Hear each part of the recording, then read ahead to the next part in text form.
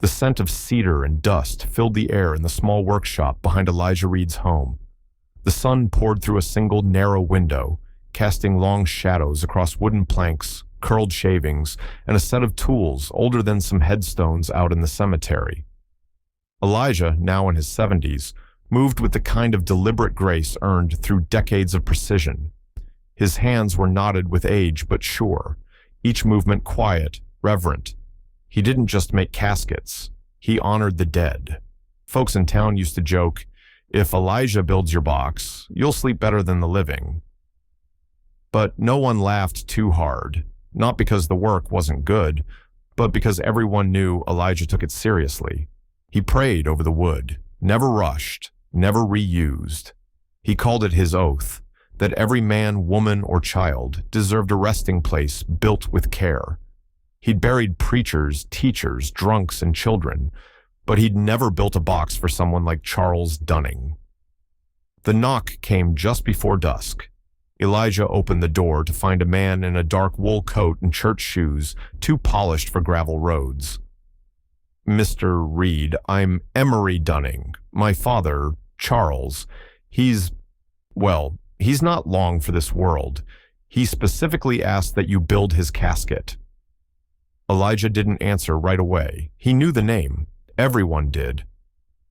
Charles Dunning, former plantation heir, land developer, and the kind of man who smiled in your face while pulling the deed out from under your granddaddy's house. Elijah remembered him from long ago, remembered the way Charles treated his father like a hired mule, then raised a glass at his funeral. Now that same man wanted him to build his final bed. "He said it had to be you," Emery added, said it was part of his last request. Elijah studied the man for a moment, then finally spoke. "Fine wood, or fine lies, makes no difference once the lid's closed. So, is that a yes?" Elijah stepped back and nodded. "It's a job. I'll take it." But as he watched Emery drive away, a weight settled on his chest. This wouldn't be like the others. This casket would not only carry a man, it would carry history. The next morning, Elijah cleared his bench. He chose mahogany, rich, dense, and unforgiving, because Charles Dunning was a man who never bent in life, and Elijah wouldn't let the wood pretend otherwise. He measured twice, cut once, and said no words as he worked. But the silence wasn't peace. It pulsed. 3 days in, the delivery arrived. A box of personal items from the Dunning estate. Cufflinks, a family Bible, a silk tie, and an envelope marked, "To be placed beneath the pillow." An odd request. Elijah rarely allowed non-essential items inside a casket, but this came sealed, with the Dunning family crest pressed in red wax. He set the box aside and continued shaping the lid. That night, sleep wouldn't come. Elijah sat in his chair, sipping lukewarm tea, staring at that envelope on his workbench like it might burst open on its own. He'd buried hundreds, held more secrets than sermons. But something about this felt unfinished. His hands moved before his thoughts did. He peeled back the wax, broke the seal, and unfolded the letter. It was written in sharp pen, the hand of a man used to control. "To Elijah Reed, if you're reading this, then I'm already gone, and I thank you for agreeing to build the box. I don't deserve your hands, but I've always known they were the steadiest in town. I took things, Elijah, things that weren't mine, land, names, futures. Do you remember the Simpson family? They lived past the ridge in the 60s, had goats and a patch of corn. I had them removed, told the bank they'd defaulted, told the sheriff they were trespassers. It was their land, Elijah. But I wanted it for development. I got it. Cheap. And when they left, they lost everything. I told myself it was business. But I see now, it was theft dressed in law. And it wasn't just them. You probably guessed it all along.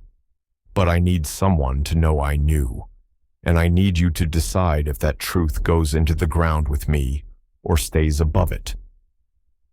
Charles Dunning. Elijah folded the letter slowly, hands trembling not from shock, but from the confirmation of what he'd always suspected. The wood in his shop groaned in the quiet, and suddenly, he wasn't just building a casket, he was building a reckoning. The next day, Elijah didn't go to the workshop.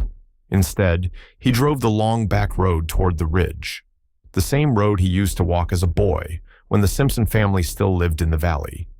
He remembered the laughter of children, goats bleating, rows of corn twisting in the breeze. All gone now, replaced by a storage facility and a paved parking lot. He sat in his truck, hands tight on the steering wheel, staring at where the house once stood. The land was theirs, he whispered, and he had helped bury their parents, never knowing why they died with so little. Later, he stopped at the home of Grace Simpson, the last living daughter, now in her 60s. She lived in a modest bungalow behind the old church. She answered the door with a cane in one hand and quiet recognition in her eyes. "Elijah Reed, ain't seen you since my mama's funeral." "I know," he said gently. "May I come in for a moment?" They sat at her kitchen table, steam rising from chipped mugs of tea. He didn't explain much, just pulled the letter from his coat and slid it across the table. Grace hesitated, then read. By the time she reached the second paragraph, her hand was trembling. "He admitted it," she whispered. "Took our land, lied about the loan. Daddy never defaulted. He paid every month, but the sheriff came anyway." She stared ahead, tears not quite falling. "Mama never forgave herself for not fighting harder. Died thinking we'd done something wrong." Elijah nodded slowly. "He left the letter for me, wanted me to decide whether to bury it or let it speak." Grace folded the page carefully, hands steady again. "Then let it speak, Elijah. Let it speak loud." That night, Elijah sat in his workshop. The casket was nearly finished, smooth, elegant, the kind of craftsmanship he prided himself on. But now it felt heavier. He ran his hand along the lid, then stepped back. His father's words echoed in his mind. "We don't curse the dead son, but we don't let him hide either." He lit a candle, stared into the flame, and spoke into the room. "I took an oath to honor the dead, but that don't mean I protect their lies." By morning, Elijah had made his decision, not in anger, not in vengeance, but in righteous memory. The funeral was held at the First Methodist Church, the one with tall stained glass windows and a bell tower that hadn't rung right in years. It was full, standing room only. Charles Dunning had been many things to many people: benefactor, businessman, war veteran, pillar of the community. There were flowers from senators, a speech from the mayor, a choir that sang hymns as if they were washing sins away one note at a time. And in the very center of it all was Elijah's casket, deep mahogany, polished to a mirror shine, a masterpiece, just as requested. But no one noticed the small brass plate Elijah had added just under the lid's edge, subtle, discreet, easy to overlook. It read, "Confessed in death what he stole in life. Let truth rest where silence ruled." Only those who looked closely would see it. But Elijah didn't need everyone to see. He needed someone to see. Someone who'd been told their pain was imaginary, their loss just business. At the graveside, the preacher offered soft words. Emery Dunning, Charles's son, stood stoic, hands folded in front of him. And Elijah stood nearby, hat in hand, coat buttoned, watching as they lowered the man into the ground. The letter was not inside the casket. Elijah had made sure of that. Later, just before the crowd dispersed, Grace Simpson arrived. She didn't wear black. She didn't approach the family. She walked straight to the casket, bent slightly, and read the small brass plate. Then she stood up straight, turned to Elijah, and gave a quiet nod. By Monday, the letter had been published, not on the front page, but in the local journal under the heading Confession from a Casket, a Legacy Re-Examined. The town whispered. Some defended Charles, others said they always suspected. But for the Simpson family and for the dozen others who quietly came forward after reading the piece, it wasn't about revenge. It was about finally being seen, finally being believed. Elijah returned to his workshop that night. The tools were where he left them, the wood stacks neat, and on his bench sat his next commission, a plain pine casket for a man who had no family. Elijah ran his hand across the grain, and for the first time in a long time, he smiled. This one would be built without secrets. The spring came early that year. Soft winds rolled through town like breath after a long-held sigh. Birds returned to the trees behind Elijah's shop, and the scent of fresh-cut wood once again drifted down the road like something holy. There was no scandal, no trial, no grand reckoning, just truth, finally spoken. And in a town where too many names had been whispered only in grief, that was enough. Grace Simpson started a small petition, not for revenge, not to rename streets or tear down plaques. She asked the city council for one thing: a marker, a stone, not for Charles Dunning, but for the families who lost everything and never got it back.